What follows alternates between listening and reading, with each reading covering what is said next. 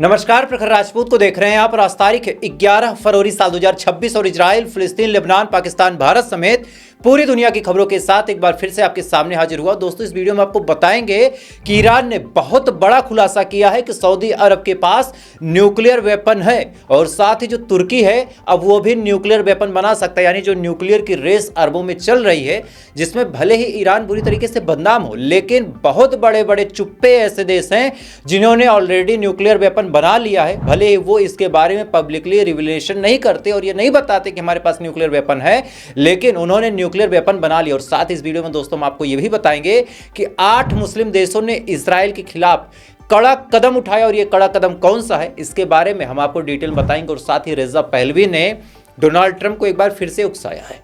उकसाया किसके लिए है, इसके बारे में हम आपको डिटेल में बताएंगे। और साथ ही आज जो इस्लामिक क्रांति ईरान में हुई थी, इस इस्लामिक क्रांति की वर्षगांठ है। इस वजह से आज की तारीख बहुत ज़्यादा सेंसिटिव है, बहुत ज़्यादा संवेदनशील है और इसके बारे में भी आज हम डिटेल बातचीत करेंगे। और साथ ही जो ईरान का न्यूक्लियर सेक्टर है, वहाँ पे आज गजब का डेवलपमेंट देखने को मिला और ये डेवलपमेंट कौन सा है, इसके बारे में हम आपको डिटेल बताएं। और साथ ही भारत, पाकिस्तान, बांग्लादेश की भी कुछ बड़ी खबरों को हम कवर करेंगे। यानी यकीन मानिए दोस्तों, आज की जो खबर है बहुत ज़्यादा है, बहुत ज़्यादा इंपॉर्टेंट है। इस वजह से वीडियो को लास्ट तक जरूर देखिएगा। चैनल पे नए हैं तो वीडियो को लाइक करके, चैनल को सब्सक्राइब करके अपना प्यार जरूर दीजिएगा। और साथ ही इस वीडियो को आप कहां से देख रहे कमेंट करके बताइएगा। तब तक एक करके मैं आपको खबरें बताता हूं, लेकिन उससे पहले बहुत दिनों बाद फिर से आपसे एक सवाल पूछता हूं और ये सवाल मैं चाहता हूं कि हफ्ते 10 दिन पे एक बार आपके सामने रख दिया जाए ताकि मैं अपनी परख जान सकूं।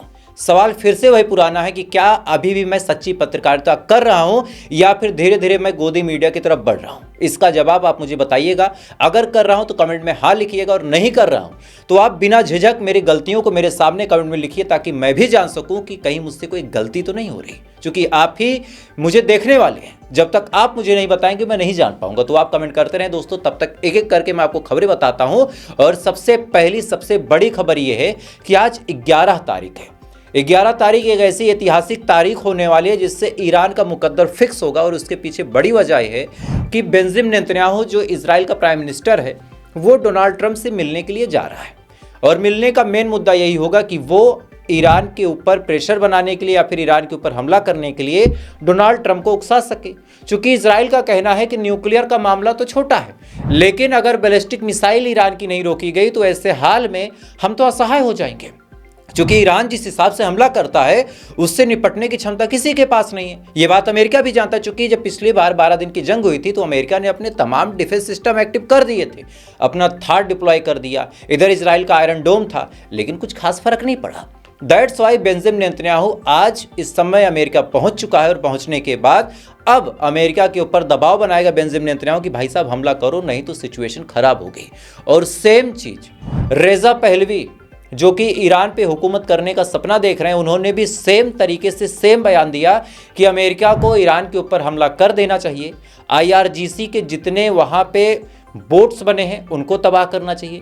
IRGC के जितने हेडक्वार्टर हैं उनको मार देना चाहिए। साथ ही आयतुल्लाह खामनेई को मार देना चाहिए और जो इस्लामिक रिजीम वहाँ पे है उसको गिरा देना चाहिए। ये बड़ा बयान इस समय निकल के सामने आ रहा है दोस्तों। किसके द्वारा? रेजा पहलवी के द्वारा, जो इतने बड़े प्रोटेस्ट का मास्टरमाइंड था, जिसने ही पूरे ईरान को जलवाया था।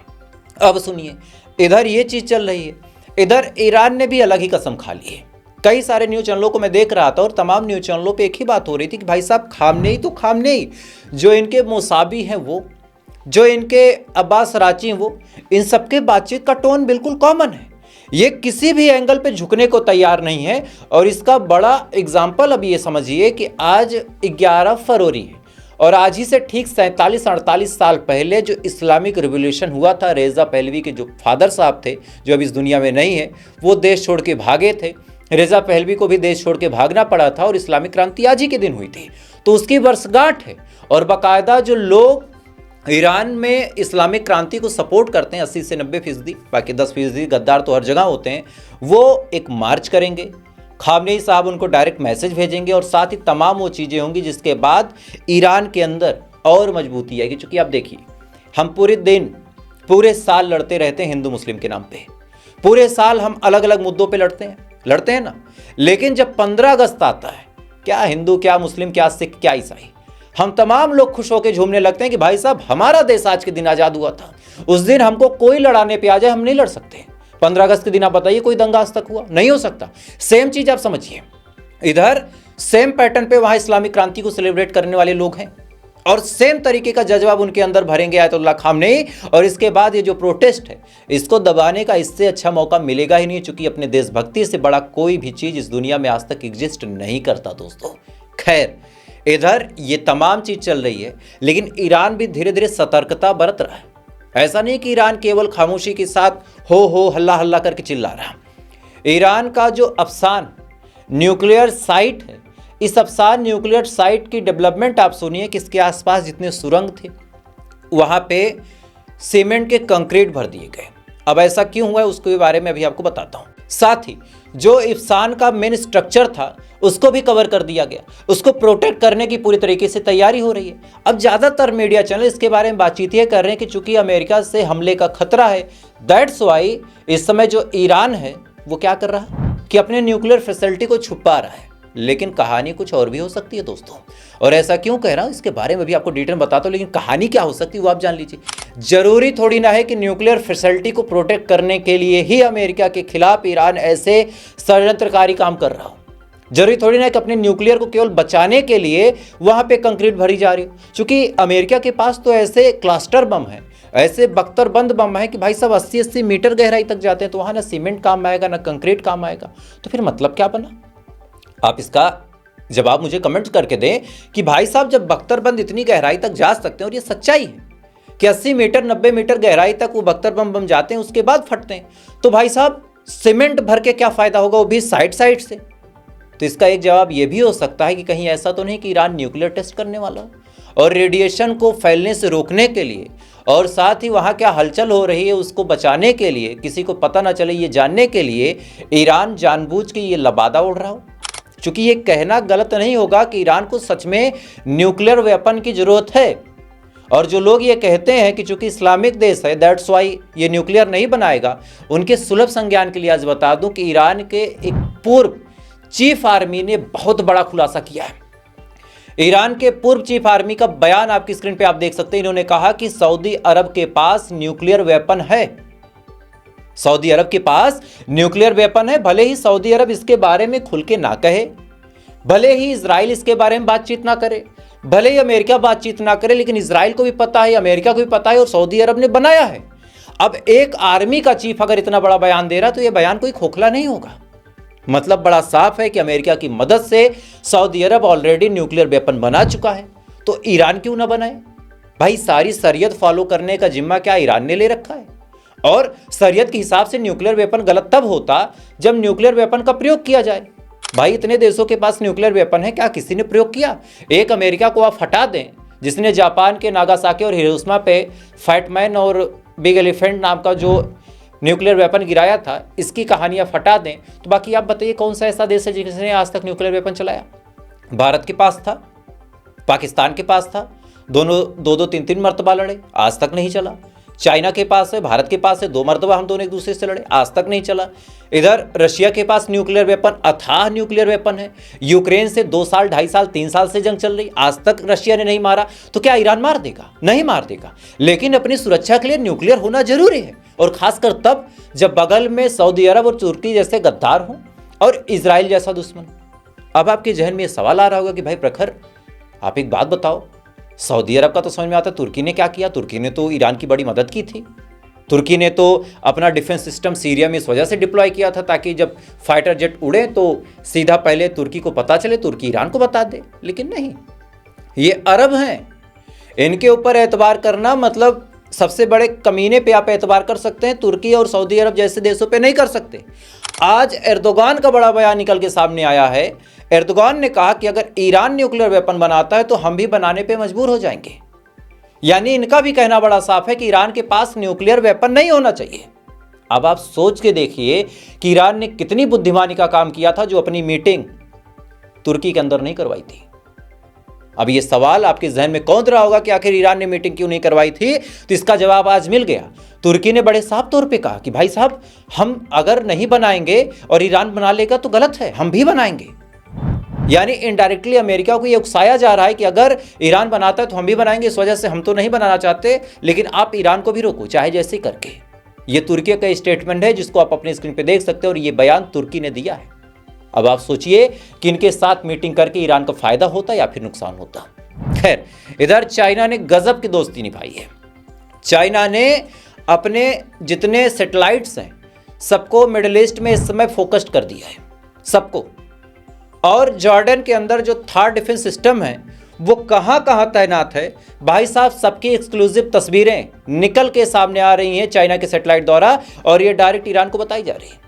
जो स्क्रीन पे आप तस्वीर देख रहे हैं ये चाइना के सैटेलाइट से लिया गया डिफेंस सिस्टम जो थार्ड है उसकी तस्वीर है, जो इस समय जॉर्डन में तैनात है। और ये बताया जा रहा है कि इस फला फला लोकेशन पे तैनात है। ईरान भाई साहब आप जान लो, आपको मिसाइल कैसे मारनी होगी, जंग के हालात नहीं है समझ लो, और साथ ही कहां कहां आपको नहीं मारनी ये भी आप जान लो। यानी चाइना हिडन तरीके से इतनी खतरनाक लेवल पे मदद कर रहा है कि अमेरिका और इजराइल तो वैसे ही डिस्टर्ब हो गए हैं। बहरहाल इजराइल इस समय वैसे भी डिस्टर्ब है, चूंकि जो जाफा इलाका है इजराइल में, वहां पे आज हजारों की तादाद में लोग प्रोटेस्ट कर रहे हैं। और सबसे ताजुब की बात यह है कि प्रोटेस्ट करने वाले यहूदी और जो अरब हैं वो दोनों मिलकर कर रहे हैं। यानी यहूदी और मुस्लिम दोनों एक दूसरे के साथ मिलकर बेंजामिन नेतन्याहू की सरकार के खिलाफ प्रोटेस्ट कर रहे हैं। और प्रोटेस्ट करने के पीछे बड़ी वजह पता है क्या है? दरअसल पिछले 6-7 महीनों में जितने अरब रह रहे थे उन सबको ये जो कट्टर यहूदी सोच के लोग हैं वो मार रहे थे। ये लोग लगातार उनका कत्ल कर रहे थे। लगभग हजारों जो अरब हैं जो इस समय इजराइल के अंदर रह रहे हैं उनको मार दिया गया, और ये खबर भी निकल के सामने नहीं आई। लेकिन देश के अंदर कोई घटना होगी, बाहर पता चले ना चले, अंदर के लोग तो जानेंगे। दैट्स वाई जब यहूदियों को और अरबियों को लगा कि भाई साहब ये तो लड़ाने वाली बात है, जैसे अब हमारे यहाँ के अंधभक्तों को एक समझ में आ रहा है कि भाई साहब मोदी का जितना महिमा मंडन हम करते थे असल में भाई साहब उतने महिमा मंडन लायक है नहीं। तो सेम चीज जब अरबों के साथ यहूदियों को पता चल रहा है तो जाफा में जो स्क्वायर चौक है वहां पे बहुत ही बोल्ड तरीके से प्रोटेस्ट हो रहा है, और इसको लेके खबरों को दबाने का काम यहाँ की गोदी मीडिया कर रही, वेस्टर्न मीडिया कर रहे। और इजराइल तो चाह ही रहा कि ये खबर निकल के सामने नहीं आए, लेकिन जैसे तैसे करके ये फाइलें जब निकल के सामने आ रही हैं तब पता चल रहा है कि हाँ इजराइल की सरकार भी बड़ी बुरी तरीके से घिर चुकी है।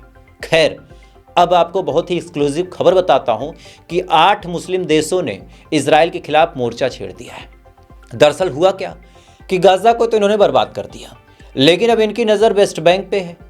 चूंकि वेस्ट बैंक थोड़ा सा अलहदा है फिलिस्तीन से, जहां फिलिस्तीन रिकॉग्नाइज किया गया था तो आधा इधर है आधा उधर है।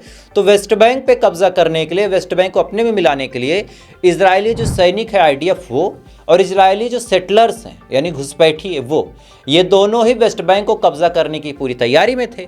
इसी बीच जापान का बड़ा बयान निकल के सामने आ गया। जापान ने कहा कि ये जो काम इजराइल कर रहा है इसको फौरन इजराइल रोक दे, नहीं तो हम इजराइल के साथ अपने ताल्लुकात खराब कर लेंगे। अब जब जापान ने ही ये बात बोल दी, जो कि अमेरिका का बड़ा खास बनता है इस समय, तो फिर 8 मुस्लिम देश, इसमें से इंडोनेशिया, पाकिस्तान, दुबई, सऊदी और ऐसे ऐसे करके छोटे मोटे 8 मुस्लिम देशों ने कहा कि भाई साहब हम वार्निंग दे रहे हैं कि अगर वेस्ट बैंक के अंदर सेटलमेंट का काम हुआ तो अंजाम अच्छा नहीं होगा। लेकिन देखिए, एक बड़ी गंभीरता के साथ आपके सामने ये बात रखना चाहता हूं कि ऐसी वार्निंग तो ये लोग हजारों मर्तबा देते हैं। इजराइल ऐसी वार्निंग को सीरियस लेता भी नहीं, उसको घंटा फर्क नहीं पड़ता, और ये लोग कुछ करते भी नहीं है। सोचिए, गाजा की पीस बोर्ड मीटिंग बैठी, उसमें एक कुर्सी पे तुर्की बैठा है, एक पे पाकिस्तान बैठा है, और तीसरी कुर्सी पे इजराइल खुद बैठा है। मतलब जिसने तबाह किया उसको ही अब जिम्मा सौंपा जा रहा है कि नहीं नहीं बनाना है तो तुम भी आ सकते हो। और इजराइल कहता है ठीक है साहब हम आ जाते हैं, लेकिन ये पाकिस्तान और तुर्की को यहाँ से बाहर करो। डोनाल्ड ट्रंप कहता है अरे ठीक है यार बैठने दो, अपने ही बंदे हैं। तो इस लेवल का काम चल रहा है। खैर, अगली खबर करूँ करते हैं, और अगली खबर दोस्तों ईरान से निकल के सामने आ रही कि ईरान के तेहरान में एक बार फिर से आग की लपटें देखी गई हैं, और भयानक तरीके से आग लगी है ईरान के तेहरान में। और इस आग पे काबू पाने के लिए जो वहाँ के लोग हैं मशक्कत कर रहे हैं, लेकिन अभी तक आग पे काबू नहीं पाया जा सका। उस आग का एक बार एक्सक्लूसिव वीडियो देखिए, फिर इसके बारे में हम डिटेल बातचीत करेंगे। वीडियो देखें आप।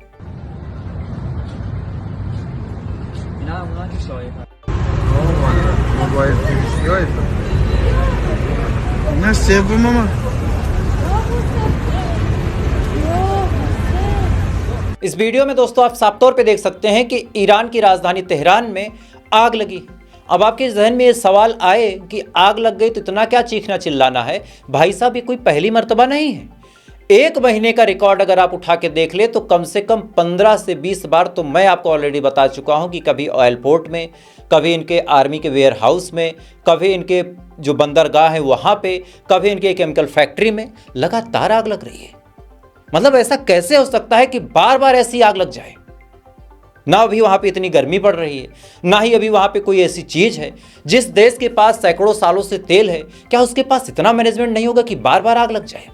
और हर बार सबसे ताजुब की बात यह है कि 15 से 20 बार जितनी आग लगी, उनका सिनारियो अगर आप उठा के देखें तो किसी भी बार का यह जांच में कोई एंगल निकल के सामने नहीं है कि भाई साहब इस वजह से आग लग गई। 15 से 20 मरतबा एक महीने में आग लगी है और आज तक कंफर्म नहीं हो पाया कि आखिर ये आग लगी कैसे। तो फिर बड़ा सवाल ये निकल के सामने आता है कि क्या सच में आग लग जाती, या फिर मोसाद और CIA के एजेंट लगा रहे हैं, या फिर रजा पहलवी अपने लोगों को भेज के लगवा रहा। चूंकि ऐसे जब 12 दिन की जंग हुई तो उससे पहले भी ऐसे 85 बार आग लगी थी। 85 मरतबा और 50 मरतबा ईरान ने कहा था कि नहीं भाई साहब ये तो ऐसे ही आग लग गई, चूंकि ईरान अपनी बेइज्जती नहीं करवाएगा। लेकिन अब सवाल निकलता है कि भाई साहब ये आग क्यों लगी। खैर, इसी बीच आज गाजा और फिलिस्तीन के अलग अलग हिस्सों में IDF के लोगों ने रेड की है और रेड करके कई सारे घरों को तबाह किया और उन घरों के अंदर जो लोग मौजूद थे उनको अरेस्ट किया। और ये गाजा का ही वीडियो है, एक बार वीडियो अपनी स्क्रीन पे देखिए।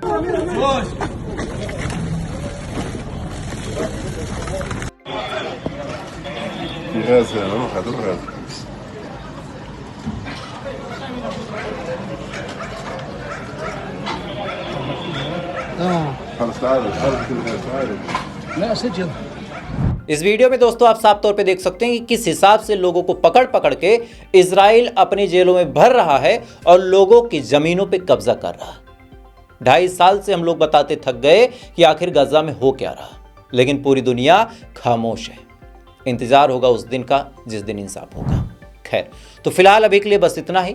बाकी थोड़ी देर बाद ईरान और अमेरिका के बीच कुछ खास बातचीत भी हो सकती है, इसके बारे में हम डिटेल बताएंगे। और साथ ही चाइना और भारत की दुश्मनी का एक खास एंगल अब निकल के सामने और इसमें अमेरिका का कितना बड़ा हाथ है वो भी हम आपको बताएंगे। यानी यकीन मानिए अगली वीडियो बहुत ज़्यादा अहम होने वाली, बहुत ज़्यादा इंपॉर्टेंट होने वाली। इस वजह से अगली वीडियो जरूर देखिएगा और वीडियो आपसे मिस ना हो तो चैनल पर नए हैं तो सब्सक्राइब बटन दबा दीजिएगा। बाकी थोड़ी देर बाद फिर मुलाकात होगी ऐसी किसी खबर के साथ।